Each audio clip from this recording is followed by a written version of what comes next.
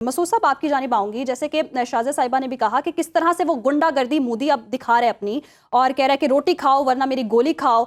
जिस तरह के बयानात मोदी की सरकार की जानिब से आ रहे हैं, आपको नहीं लगता ये सिर्फ पाकिस्तान के लिए बल्कि पूरी दुनिया के लिए और खित्ते के लिए बहुत बड़ा खतरा हो सकता है, अमन के लिए? तो दुनिया को इस पर अब कैसे रिस्पॉन्ड करना चाहिए?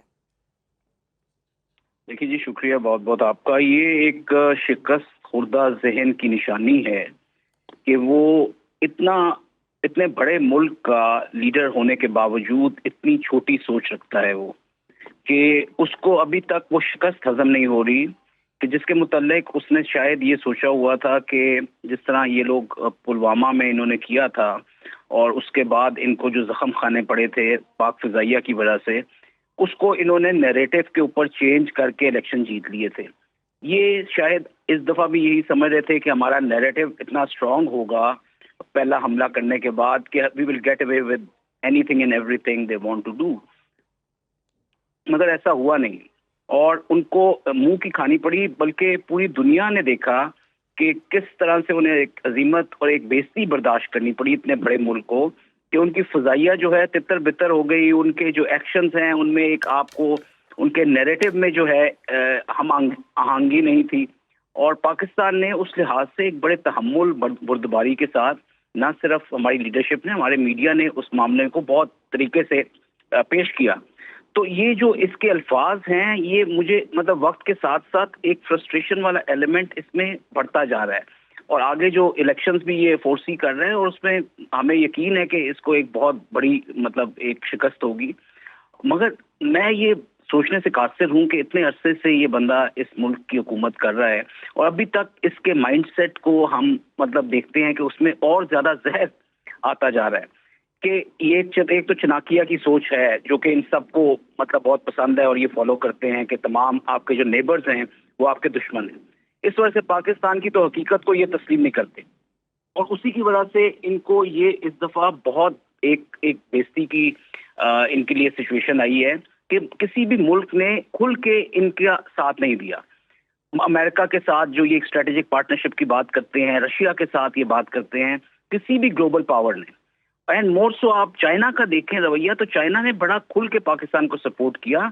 और अब इनको इस बात का जरूर एहसास होना चाहिए कि जिस रीजन में ये रह रहे हैं उसमें चाइना इस वक्त एक बहुत बड़ी ताकत बन चुका है, दुनिया की ताकत बन चुका है, लेकिन इस रीजन को कंट्रोल कर रहा है। और उसके साथ अगर ये ताल्लुकात इस तरह से रखेंगे जिस तरह रखे हुए हैं, तो चाइना और पाकिस्तान की जो पार्टनरशिप है उसने इनको चेकमेट कर दी है, उन्होंने इनको इंसर्कल कर दिया, ना सिर्फ डिप्लोमेटिकली बल्कि मिलिटरीली। और देखेंगे आप आने वाले वक्त में कि इकोनॉमिकली भी इनको जरूर ये स्ट्रैंगुलेट किया जाएगा। दो कि ये एक बहुत बड़ी मार्केट है जिसकी वजह से दुनिया इनके पास आती है, लेकिन ये उस हकीकत से डिटैच हो रहे हैं कि मार्केट होने के अलावा इनके पास कोई और खूबी मौजूद नहीं है, जिसकी वजह से दुनिया के किसी मुल्क ने इनकी ऑल आउट सपोर्ट नहीं की और इन्हें एक बहुत स्ट्रेटेजिक शिकस्त हुई है डिप्लोमेटिक लेवल पे।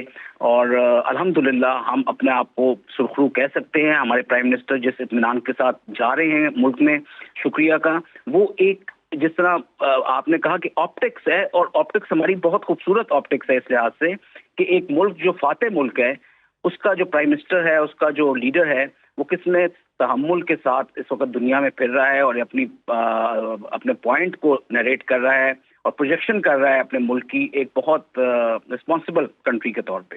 तो ये एक बड़ी खुशाइन बात है मेरे ख्याल में। ये बिल्कुल और आपने ठीक कहा आमिर साहब, आपने बिल्कुल ठीक कहा कि पाकिस्तान का नैरेटिव जो है वो पूरी दुनिया इस वक्त बाय कर रही है और भारत इस वक्त पूरा आइसोलेट होता हुआ दिखाई दे रहा है। अच्छा शाजिया साहिबा, हम देख रहे हैं कि अगर खित्ते की सिचुएशन देखें, अभी चंद रोज़ पहले अफगानिस्तान के वज़ीर ख़ारजा और पाकिस्तानी वज़ीर ख़ारजा और चाइनीज़ वज़ीर ख़ारजा की मुलाकात भी हुई और उसमें भी एक कम्युनिकेशन तो हो गई है कि अफ़गानिस्तान जो है वो पाकिस्तान के ख़िलाफ़ इस्तेमाल नहीं होना चाहिए। फिर दूसरा नेबरिंग कंट्री है ईरान, वहाँ पर भी वज़ीर आज़म खुद गए और वहाँ के हालात जो हैं वो भी किसी हद तक पाकिस्तान की फेवर में ही जा रहे हैं। चीन पाकिस्तान का जो अज़ली जो है वो दोस्त मुल्क है, वहाँ से भी हमें खैर की खबर ही आती है। तो एक तरफ रह गया भारत और दूसरी तरफ रेस्ट ऑफ द कंट्रीज़ रह गए। तो इस सिचुएशन को आप कैसी देख रही हैं और भारत के लिए कितना मुश्किल होगा इस खित्ते में सर्वाइव करना और पाकिस्तान के लिए क्या अपॉर्चुनिटीज हैं यहाँ पर? देखिए, कल मैं एक श्रीलंकन एकेडमिक को सुन रही थी और वो कह रही थी कि भारत के बारे में उनका ये ख्याल था कि भारत ने ना सिर्फ ये कि उनका श्रीलंका का जो डिफॉल्ट है उसको प्लान किया था, पूरी उन्होंने रिसर्च इस पे की हुई थी, और फिर वो अपनी पूरी रिपोर्ट को समअप इस तरह कर रही थी कि हमारा डिफॉल्ट प्लान करके हमारी गवर्नमेंट को टॉपल करवा के ये एक ऐसा मुल्क है जो हमसायों की मजबूरियों के ऊपर, हमसायों की बेबसी को कैश करवाने वाला मुल्क है। तो ये सिर्फ पाकिस्तान जो है उसका इसके बारे में, इंडिया के बारे में ये राय नहीं है। आप सार्क के किसी और मुल्क से पूछ लें कि हिंदुस्तान का किरदार एक खिते के एक अंदर एक जो म्यूचुअली कलेक्टिव जो आप मुल्क रह रहे होते हैं उसमें उसका किरदार क्या है। वो हमेशा से ही उसका किरदार जो है वो ऑड वन आउट ही रहा है। वो किसी के साथ एसिमिलेट नहीं करता। हमारे से तो रोजे अव्वल से उसकी दुश्मनी है ही है। तो जिनके साथ उसने दोस्तियों के रिश्ते बनाए हुए थे, जैसे बांग्लादेश है, जैसे श्रीलंका है, मालदीव है, भूटान है, वो इतने ज्यादा इससे इस बात पे अब मुतनफर हो चुके हुए हैं कि जितना बुरा पार्टनर और जितना बुरा हमसाया ये मुल्क है, आपको इसकी मिसाल नहीं मिलती। इसका कंपैरिजन आप इवन कॉलोनियल पीरियड से भी नहीं कर सकते। इवन कॉलोनियल माइंडसेट भी आपके रिसोर्सेज को इतना एक्सप्लॉइट नहीं करता जितना कि हिंदुस्तान करता है। और साथ में ये कि हिंदुस्तान का जो अडानी है उसकी ब्लैक वाटर के अंदर पार्टनरशिप है, और ब्लैक वाटर जो है वो श्रीलंका और भूटान और मालदीव और नेपाल के अंदर प्रॉपर्टीज खरीद रहे हैं। तो ये जिस तरह से उन मुल्कों को एक्सप्लॉइट करते हुए अब चीन उनको सहारा दे रहा है, इकोनॉमिक स्टेबिलिटी दे रहा है, तो ये वही कुछ पाकिस्तान के साथ भी करना चाहते हैं। और यही इनकी देरीना ख्वाहिश है कि जिस तरह से हमने बाकी ममालिक के साथ किया है और बड़े अरसे के बाद अब चाइना उनको सपोर्ट कर रहा है तो वो हमारे हाथ से निकल रहे हैं, तो पाकिस्तान पे ये एक्सपेरिमेंट हम क्यों नहीं कर सके हैं। और यही इनका सबसे बड़ा जो है वो एक बुग़्ज़ है जिसको ये अपने अंदर पाल रहे हैं। आप इसकी गुजरात की कल की मोदी की तकरीर सुने, उसमें एक झूठ के बाद दूसरा झूठ है, तीसरा झूठ है, चौथा झूठ है, तो हमें और आपको फर्क नहीं पड़ता। उसमें एक झूठ है कि पाकिस्तान के सारी एयर बेसेस हमने बर्बाद कर दी, दूसरा झूठ है कि पाकिस्तान ने डर कर बौखला कर सफेद झंडे लहरा दिए, तीसरा झूठ है कि पाकिस्तान जो है वो माफी मांगने आ गया। तो एक सीरीज है, एक बेशर्मी के बाद एक और बेशर्मी है, और बयानिया भी झूठा है। शाज़िया साहिबा, अब जंग तो वही होती है कि जो पेपर पे भी आप जीत जाएं। अभी दिफाई तौर पर तो हमने कामयाबी हासिल कर ली है भारत से, अब सिफारती एफर्ट्स जो हैं उसमें तेजी नजर आ रही है। वज़ीर आज़म अब खुद इसको लीड भी कर रहे हैं।